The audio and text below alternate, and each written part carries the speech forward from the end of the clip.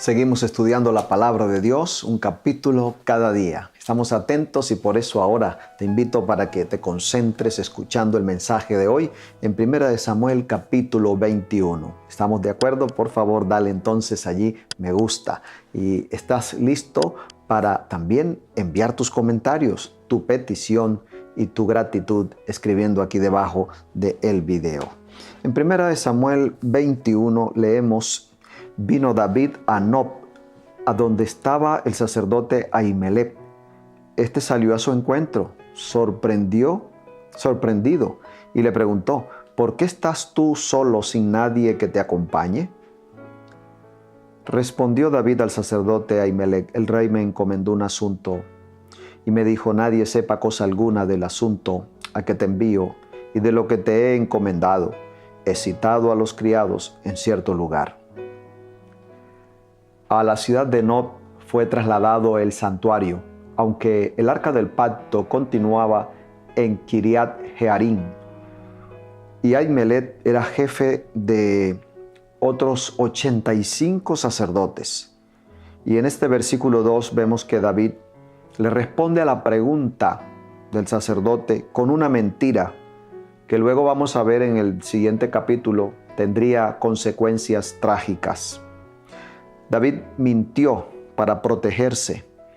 Quizás también muchos de nosotros en una situación similar, siendo David un fugitivo, escapando, el rey con sus ejércitos, sus soldados persiguiéndolo para matarlo. Quizás nosotros en esa misma situación hubiésemos hecho lo mismo. Pero el Señor siempre nos invita a confiar en Él. David había confiado, pero ahora quizás su fe estaba faltando. Realmente no podemos justificar la mentira de David. Esto luego hizo que su corazón se llenara de pesadumbre.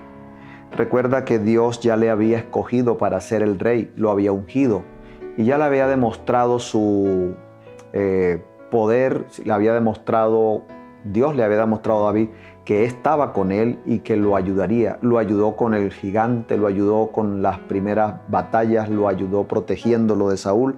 Así que él debía confiar diciendo: soy escogido por Dios, Dios me llevará al trono. Él lo prometió, lo que Dios promete lo cumple. Versículo 3, ahora pues, ¿qué tienes a mano?, pregunta David. Dame 5 panes o lo que tengas. El sacerdote respondió a David y dijo: no tengo pan común a la mano, solamente tengo pan sagrado, pero lo daré, si es que los criados se han guardado al menos de tratos con mujeres. David respondió al sacerdote: en verdad las mujeres han estado lejos de nosotros ayer y anteayer. Cuando yo salí ya los cuerpos de los jóvenes estaban puros, aunque el viaje es profano. ¿Cuánto más no serán puros hoy sus cuerpos? Así que el sacerdote le dio el pan sagrado, porque allí no había otro pan sino los panes de la proposición, los cuales habían sido retirados de la presencia de Jehová para colocar panes nuevos o panes calientes el día que tocaba retirarlos. Pan de la proposición significa pan de la presencia. Era un pan dedicado, consagrado para el servicio en el santuario, y solo los sacerdotes podían comer de este pan dentro del santuario, porque este pan de la proposición significa pan de los rostros, para ser comido por los sacerdotes en el rostro, en la presencia de Dios. Comer este pan era comer el pan de Dios y comer el pan de la casa de Dios. Y el sacerdote hace alusión que pues si ellos estaban puros, que no se habían contaminado, entonces podían comerlo. Y este pan era considerado santo y no podía comerse de manera casual. Por ello Ahimelech le pidió a David un nivel básico de limpieza ceremonial antes de darle ese pan. Cuando los discípulos, recordemos, fueron criticados por tomar espigas en el día sábado y comer de ellas, Jesús hizo lo que hizo a Ahimelech para explicar que es más importante la misericordia que los sacrificios. Porque fueron criticados los discípulos, pero Jesús les habló y les citó el caso de David comiendo pan de la proposición, porque es más importante la persona, la necesidad del momento, el hambre apremiante. Fue una razón válida para comer pan de la presencia. Asimismo, para tomar las espigas en sábado, en ese momento, cuando los discípulos lo hicieron.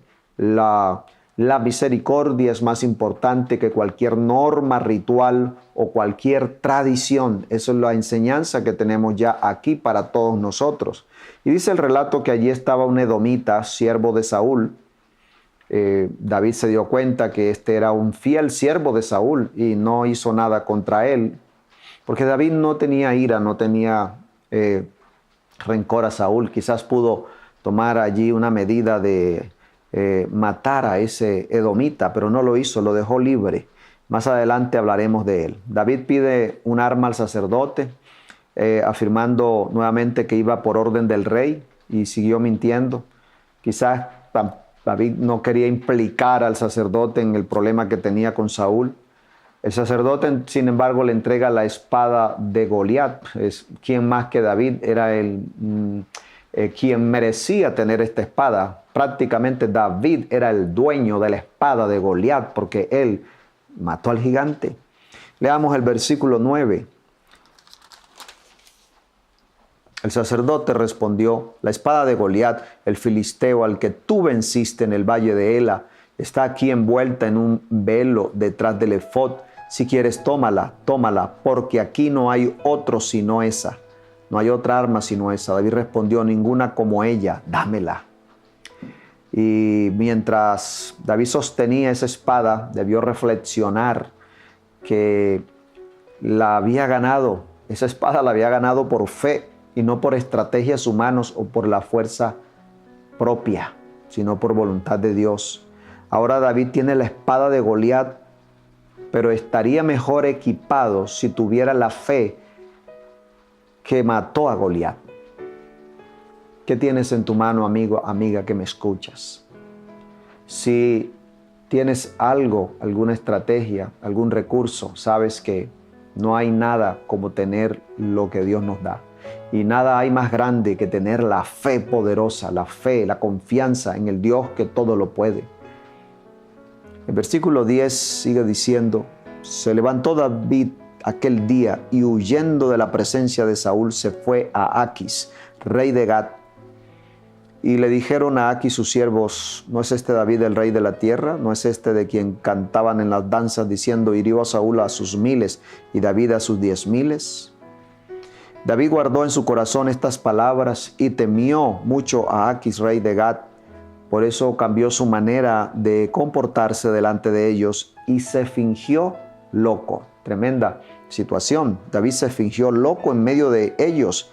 Arañaba las puertas y dejaba que la saliva le corriera por la barba. Y Aquis dijo a sus siervos: mirad, este hombre es un demente. ¿Por qué lo habéis traído ante mí? ¿Acaso me hace falta locos para que hayáis traído a este a hacer sus locuras delante de mí? ¿Va a entrar este en mi casa?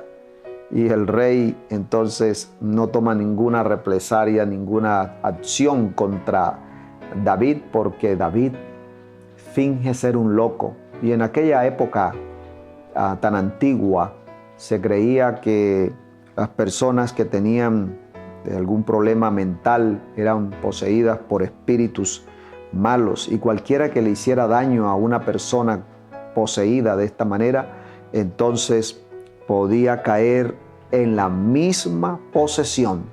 Así que el rey dijo: no, sáquenme a ese loco, llévenselo de aquí. Y de esa manera David pues está libre, y está libre para quedarse en esas tierras. ¿Por qué fue allí? Porque él quería seguir huyendo de Saúl, y pensó, y con seguridad, de que allí en tierras filisteas, en tierras de los enemigos de Israel, pues Saúl no lo buscaría, porque entrar a esas tierras era enfrentarse al enemigo directamente. Muy bien, terminamos este capítulo con esta historia interesante. Te invito para que sigas atento y no te pierdas el siguiente capítulo, el 22. Vamos a orar. Querido Dios, en este momento te damos gracias por tu palabra. Ayúdanos a tener la confianza plena en ti. Siempre no olvidar que el mayor y mejor recurso, la mejor arma que podemos tener es la confianza en ti. Que esa fe hoy pueda crecer en cada uno de nosotros. Te lo pedimos en Jesús. Amén. Que el Señor fortalezca tu fe en este día.